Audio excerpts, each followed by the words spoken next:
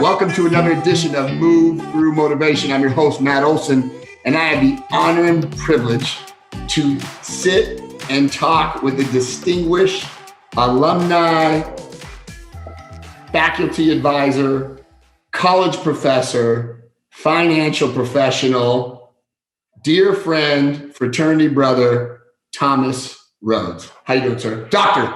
Thomas Rhoads. Make that retired now. That retired. He retired. Make that retired and healthy. And healthy. Doing my best. Trying to be in your footsteps. Hey, listen to me. So Tom Rhoads, and I call him, I when I was in school, I called him Dr. Rhoads, but now we're on a friendship basis.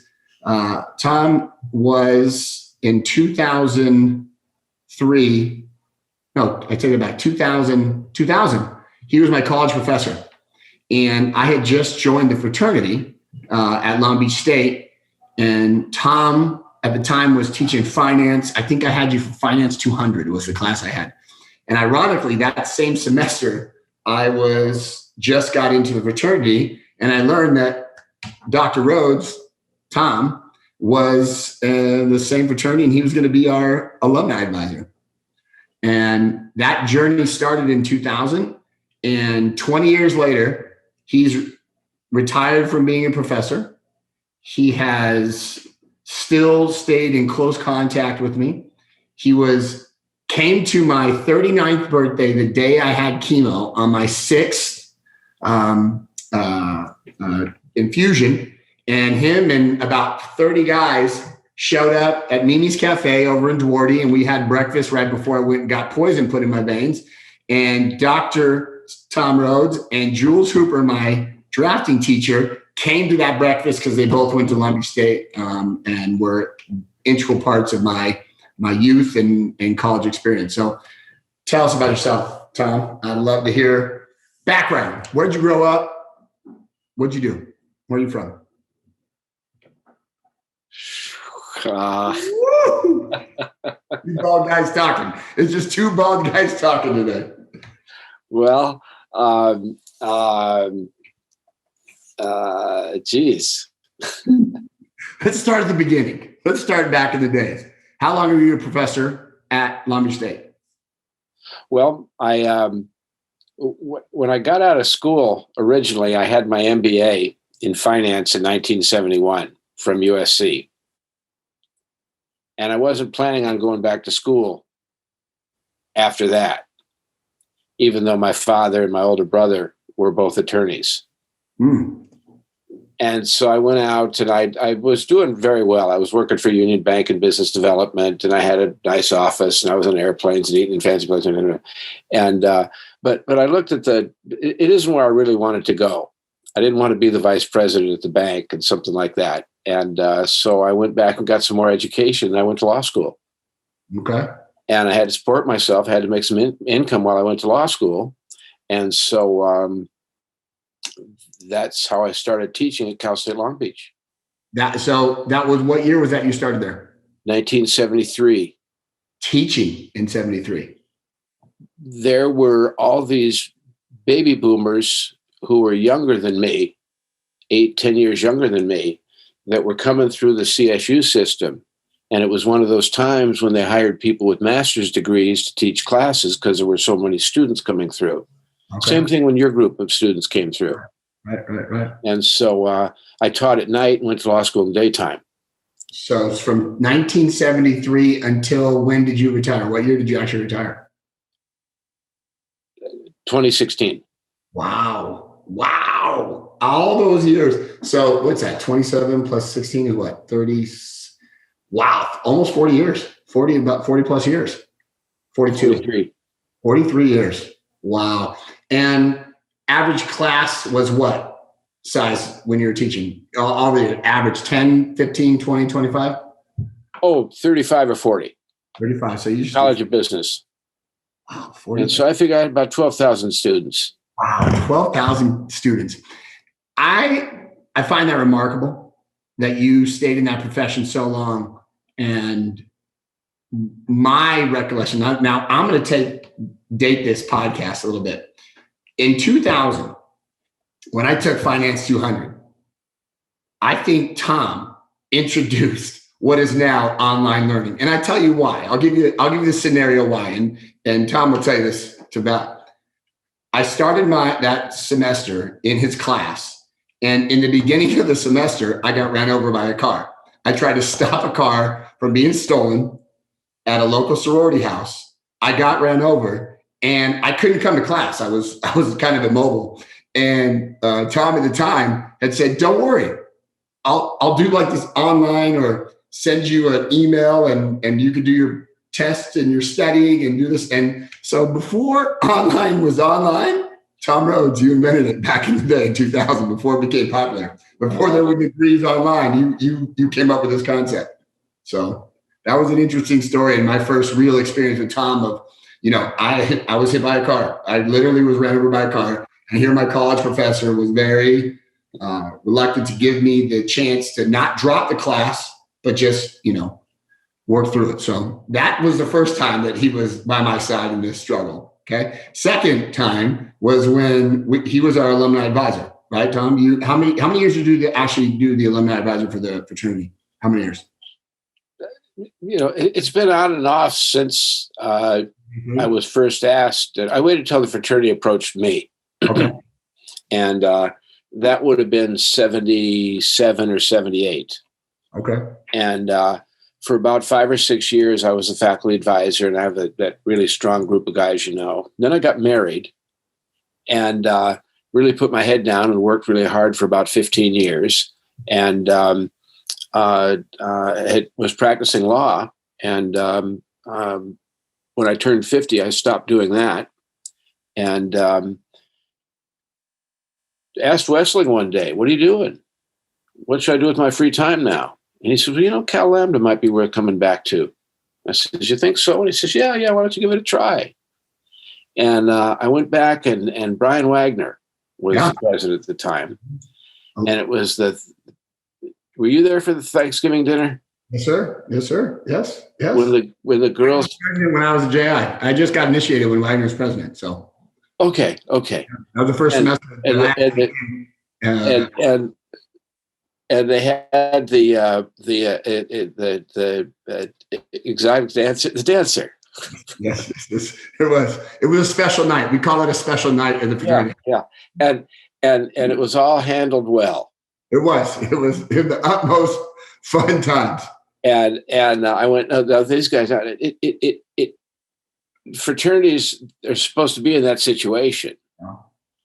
Whether or not I was going to participate and help this chapter was how you guys handled it.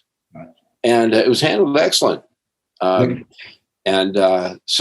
our Monday meetings with Tom coming into class, because he was my college professor. Understand, he's my college professor and he's my alumni advisor. So he was the same person in class as he was with us. He was very respectful, pushed us, challenged us a lot, gave us great stories and momentum going forward, getting us ready for life. And that was kind of where phase 2 happens after I graduate. Tom and I stayed in contact. And I kind of moved into somewhat of I was on the board for a little bit for the alumni chapter, but you really framed a lot of us in my era of how to really be successful outside when you finish the university. And that this brotherhood that we found in the fraternity would be forever. And at the time when you're in college, like, yeah, sure, okay, whatever. But it came true in multiple times in my life. When I was deployed, the fraternity brothers, when I came back, there was a celebration when I came back. Everybody embraced me, loved me. Then we fast forward, 20 years or 19 years to 2018, and I go through another struggle. And the brothers that I had known since 1999 had come alongside me and really had my back and supported me in one of the worst times of my life, And it was that day, and we're going to put that video. We took a video that day of when you guys surprised me to meet me, and I was not in the greatest of moods because I knew I was going to get cancer or treatment, and it was a rough day. And but you guys brightened that smile and put me in a good mood before I went in to get that treatment. But fast forward now to 2019, 2020, the worst year our nation's ever faced. I got a call from Tom And Tom, what'd you tell me when you got diagnosed? When you got diagnosed this year, what happened? Well, I got actually it was in December. Yeah, is when I got treatment in 2020. Biopsy back, and I had a prostate cancer. And there's several things you can do with your prostate when you have this condition, and or had the cancer that I had.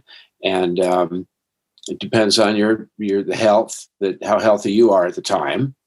It depends on the type of cancer that they found and how aggressive it is. They call it a Gleason score. Mm-hmm. There's 3 numbers they add together that can be from 1 to 4. Okay. The higher the number, the worse. And I had 3 2, so I had a 6 Gleason. And if you're at that, you're in really good shape where you're supposed to be. And so, and other than the urinary problems, which I just attributed to age, of course, even though I've been and I got my annual digital exam. Always a good time. Right. And fortunately, I was right on top of everything. I had my PSA checked each year.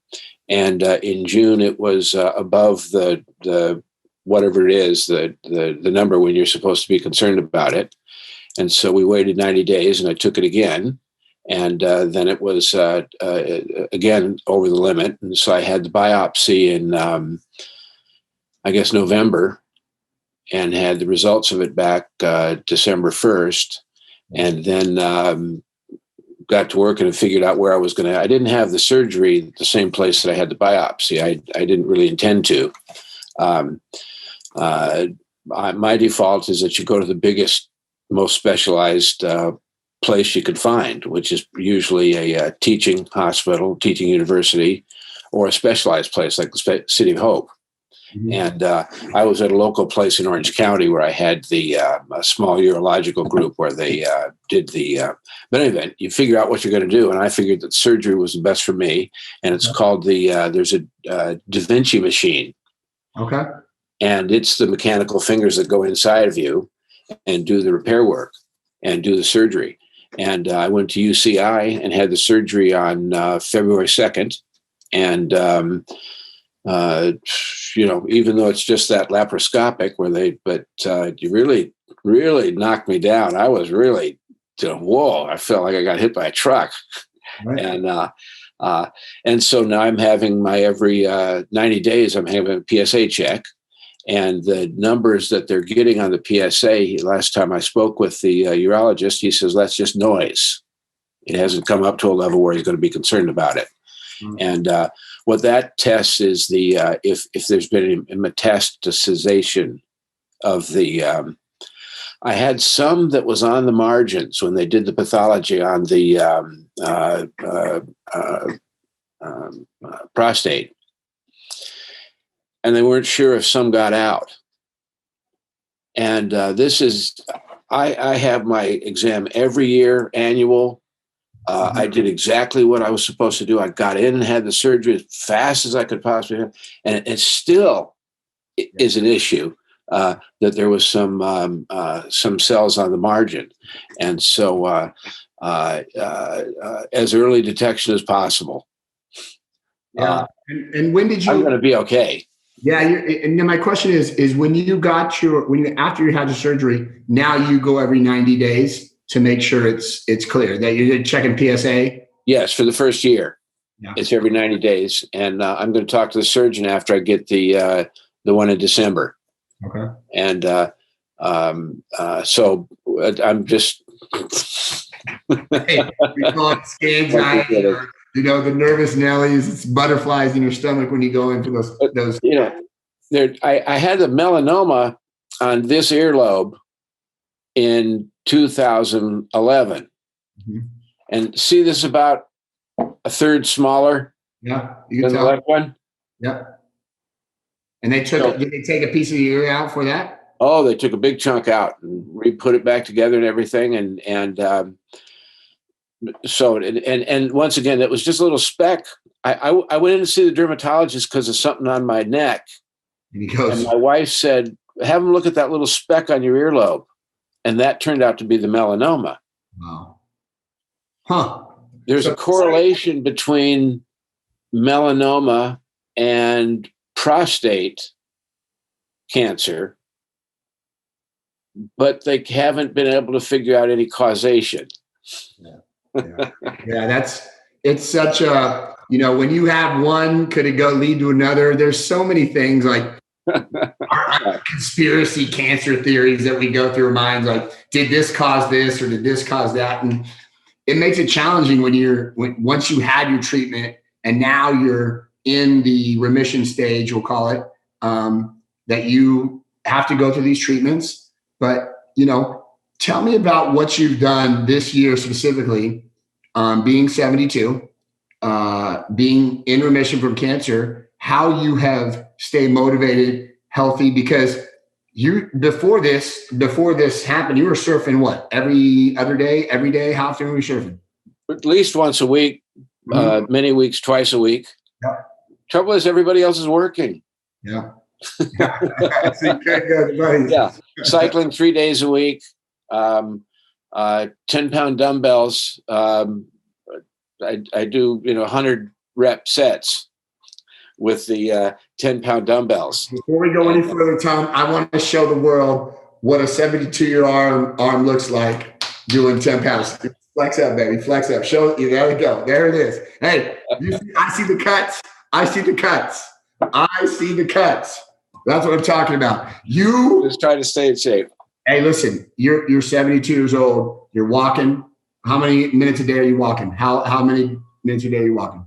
Oh, well, around the golf course, it's about 45 minutes. Okay, so you're walking 45 minutes daily. And I got my stationary bicycle. Look at you. I was going to the emergency room about every 14 months when I was riding my bike on the street up and down the Coast Highway. And I did that about 3 or 4 times. And I finally figured, well, I'm not going to be so lucky. Right. And, so I got myself a stationary cycle out in the garage. Okay. And I do an hour on that 3 times a week. Okay. I'm either walking but most of the time I do the cycle. I only walk if I can't cycle for some reason, or vice versa. But all the things that make you healthy. I love it. Try to follow Matt Olson's example. Listen, Tom. I want to say that you can be a shining. The point of it, why we started this podcast, why we started this company, was to really help people and talk about what struggle really is and what comes from it. We have in our fraternity, we talk about the phoenix, right? Rising from the ashes. And that's a true thing in life. Like, you're going to get smacked with cancer. You're going to get smacked with something hard, working, going to law school when you're younger, figuring out what you wanted to do. But here it is, 43 years later, you influenced over 12,000 people that you may never meet ever again. But somewhere, some way, they're telling the stories that we heard in your Finance 200 class that were impactful enough to either lead people to be, big in the finance world, big in leadership in and it's inspiring. And so as a professor, as an alumni, what you've done for people has just been, I think, amazing. And it's had a dramatic impact on my life. And that's why I wanted to get you on here to kind of say, that I love stories. I love that I still have deep friendships for over 20 years. And it doesn't matter the age, right? What's that? Doesn't matter what? Doesn't matter the age. I mean, I have no. If I'd known you when I was 20 and you were 40 or 50, we're still friends 20 years later. And the common bond is that we're going to go through hard things. And when you have good people around you, it really helps you. And when you called, we had lunch. When Tom called me, it kind of took me by surprise. Tom and I had breakfast at Hoff's Hut. We took pictures of us flexing because that's what we do. And, it was a morning for us to catch up. And, I wish I could catch up with everybody as much as I can, but, we're here for the good and the bad times in life. I've had some great times with Tom Rhoads. it's been a lifelong friendship that it's in my early 20s, and now I'm in my 40s, and we're still, and you have that relationship with a lot of the guys. You marched off to war when you were 20 years old. Yeah. Yeah. You were 20 then, weren't you? I was 20. I was 23. Okay. Yeah. So, I mean, you did this in in your backpack and picked up a knapsack. Yeah. Yeah. So I wanted to get you on here, Tom, just to say I'm grateful for you. I really am. I'm so glad you're healthy. I'm so glad you're healthy. What advice, and I leave this with a college professor, what advice do you give to somebody graduating in these uncertain times right now? What's your advice to them, seeing that you've been a professor for 43 years? Well, boy, talk about uncertain times. Remember, I was born in the first half of the last century.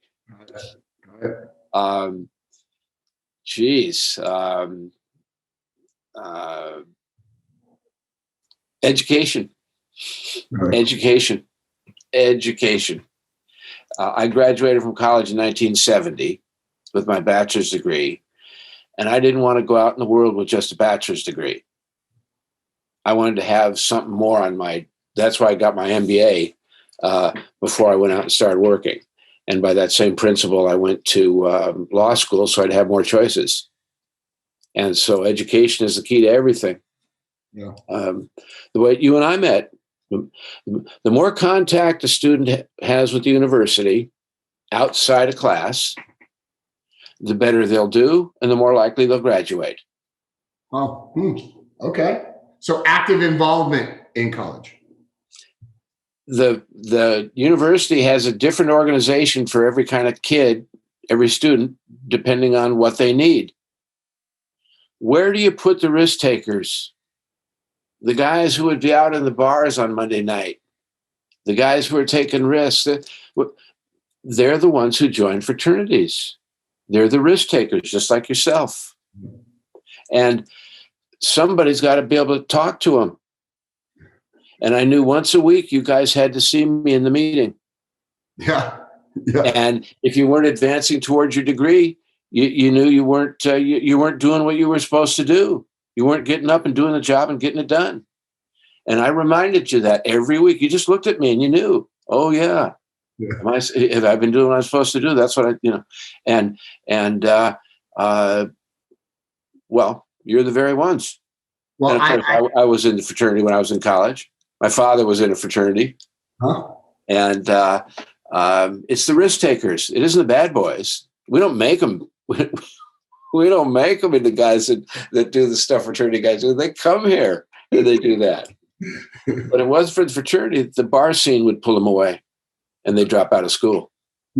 So that connection really. Oh, yeah.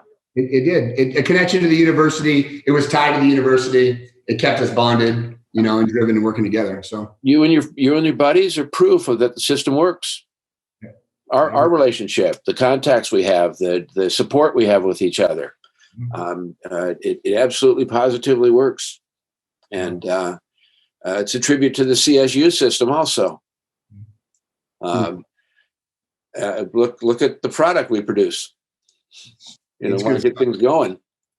It's good stuff. Tom, I'm so grateful for your time. I could go on with you for hours. I could go on for hours of stories.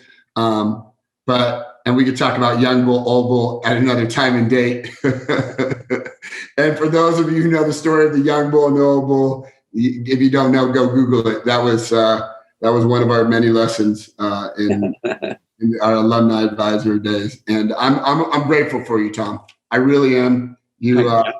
You've always been there for me in craziest times of my life as a mentor, as an advisor, and I'm truly grateful for you. And I'm glad we did this and let everybody know how people I'm connected to made an impact on my life, and your struggles and your life adventures have helped me along my way. So I'm thankful.